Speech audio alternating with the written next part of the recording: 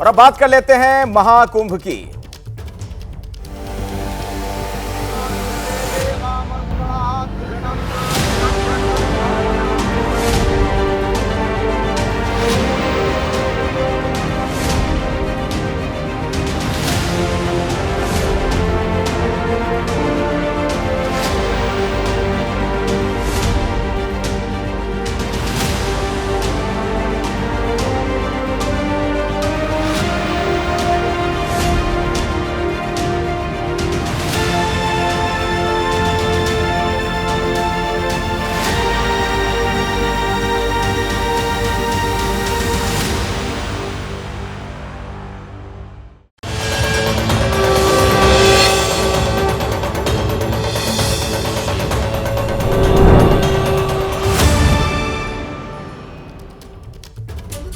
प्रयागराज का महाकुंभ सिर्फ एक धार्मिक आयोजन नहीं, बल्कि भारतीय संस्कृति की गहराइयों को दर्शाने वाला एक अनोखा पर्व भी है।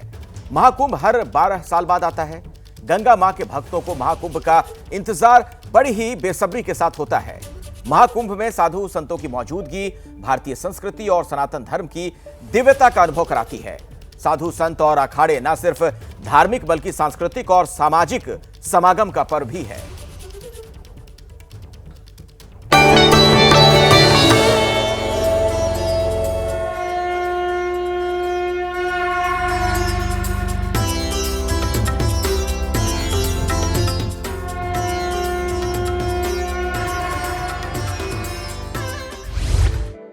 संगम नगरी प्रयागराज। यहाँ 3 पवित्र नदियां मिलती हैं, गंगा, यमुना और सरस्वती। सरस्वती एक अदृश्य नदी है जिसकी जानकारी पौराणिक कथाओं में मिलती है। हिंदुओं की आस्था और विश्वास है कि इन पवित्र नदियों का जल हर पाप को धुल देता है।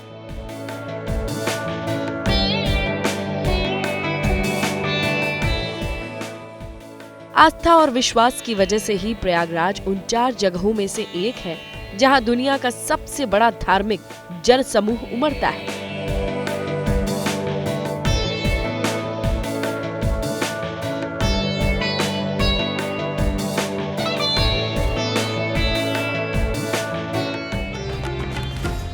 महाकुंभ मेला हर 12 साल पर मोक्ष की खोज में निकले करोड़ों श्रद्धालु इकट्ठा होते हैं। श्रद्धालुओं के आने से गंगा का पवित्र किनारा एक शहर में बदल जाता है।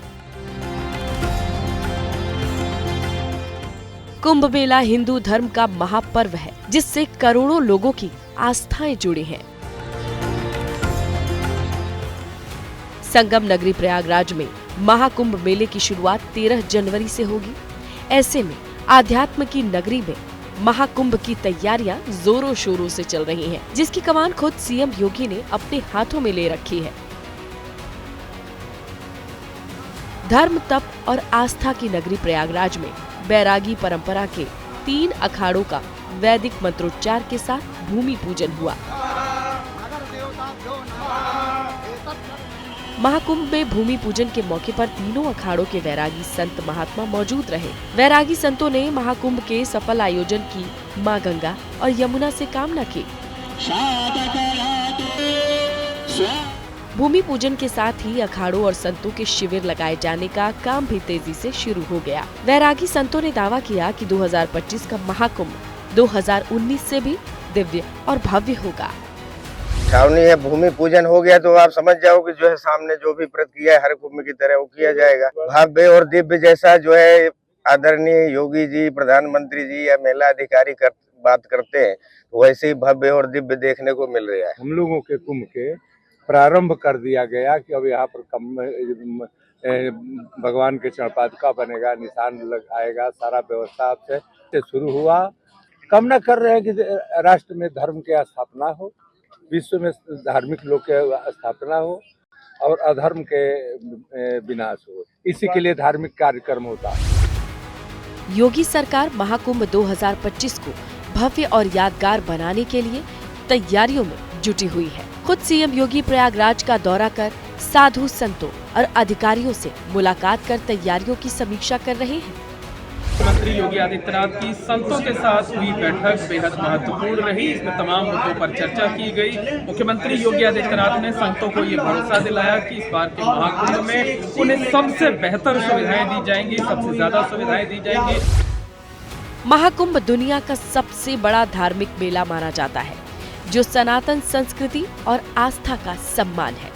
जबकि त्रिवेणी संगम सिर्फ 3 नदियों का मिलन नहीं, बल्कि इसे पवित्रता, आत्मशुद्धि और मोक्ष प्राप्ति का अमृत स्थल माना जाता है। जैसे गंगा यमुना सरस्वती एक दूसरे के साथ प्रेम और सौहार्द के साथ मिलती हैं, इसी प्रकार से हमारे साधु महात्मा सारे लोग एक सौहार्द प्रेम के साथ मिल करके इस संगम की रेती से और स्वयं में संगम बना। महाकुंभ से जुड़ी प्राचीन कथाएं और मान्यताएं इसकी दिव्यता और महत्व को और भी गहराई से प्रकट करती हैं। महाकुंभ में शाही स्नान का अपना महत्व है। हर 12 साल में जब भी महाकुंभ लगता है, तब शाही स्नान का सबसे पहला मौका नागा साधुओं को मिलता है। महाकुंभ मेला का पहला शाही स्नान 13 जनवरी 2025 को होगा। 14 जनवरी 2025 को मकर संक्रांति पर दूसरा शाही स्नान होगा। तीसरा स्नान 29 जनवरी 2025 को मौनी अमावस्या पर होगा, जबकि 3 फरवरी 2025 को बसंत पंचमी पर चौथा शाही स्नान होगा। चौथे शाही स्नान पर आस्था की डुबकी लगाई जाएगी। 5वां शाही स्नान 12 फरवरी 2025 को माघ पूर्णिमा पर होगा और आखिरी शाही स्नान 26 जनवरी 2025 को महाशिवरात्रि पर होगा। महाकुंभ मेला भारतीय परंपरा और आस्था का प्रतीक है, जो विश्व भर के लोगों को प्रेरित करता है। खासकर महाकुंभ मेले में पवित्र नदियों में स्नान करना अत्यधिक शुभ माना जाता है। माना जाता है कि इस दौरान नदियों का जल अमृत के समान पवित्र होता है। इसलिए इस दौरान श्रद्धालु दूर दूर से स्नान करने आते हैं। श्रद्धालु यहाँ स्नान कर अपने पापों से मुक्ति और मोक्ष की प्राप्ति का आशीर्वाद प्राप्त करते हैं।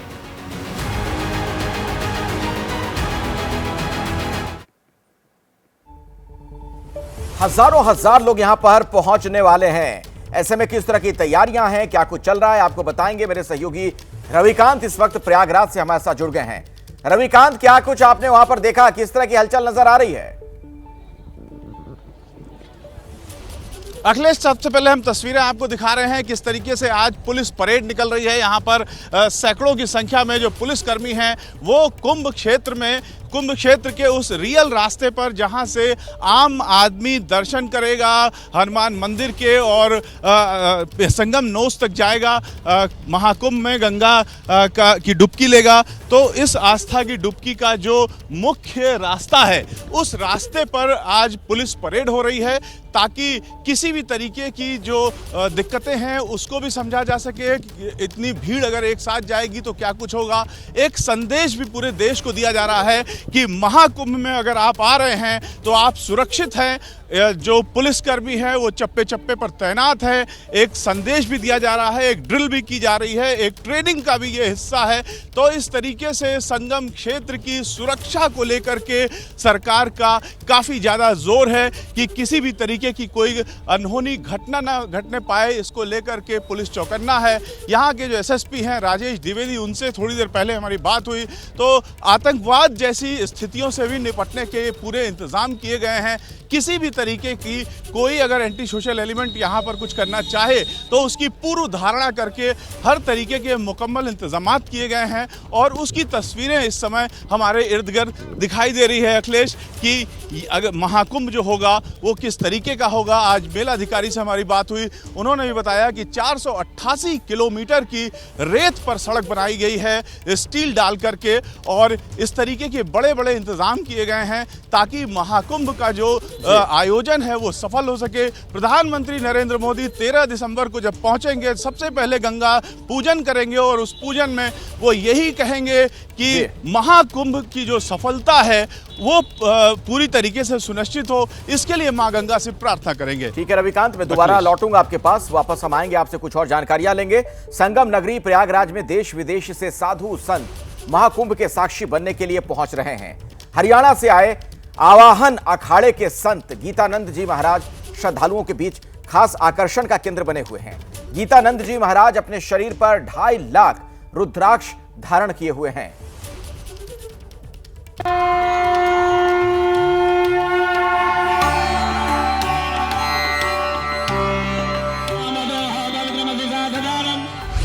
सिर पर रुद्राक्ष का बड़ा सा भारी भरकम मुकुट, शरीर पर सैकड़ों रुद्राक्ष का कवच। इस वक्त प्रयागराज में श्रद्धालुओं के बीच आकर्षण का केंद्र बने हुए हैं। ये हरियाणा से आए हुए आवाहन अखाड़े के महंत गीतानंद जी हैं, जो सिर पर 45 किलो रुद्राक्ष रखकर महाकुंभ में धुनी रमाने पहुंचे हैं। महाराज जी से बात करते हैं। महाराज जी, कितने ये जो 1.25 लाख रुद्राक्ष है, क्या कोई संकल्प है आपका? देखो, हमारा हिंदू सनातन धर्म के लिए साधु संत बने हैं एक तपस्या करने के लिए। तो महाकुंभ के हर रंग से, हर कलेवर से हम आगे भी आपको वाकिफ करवाते रहेंगे।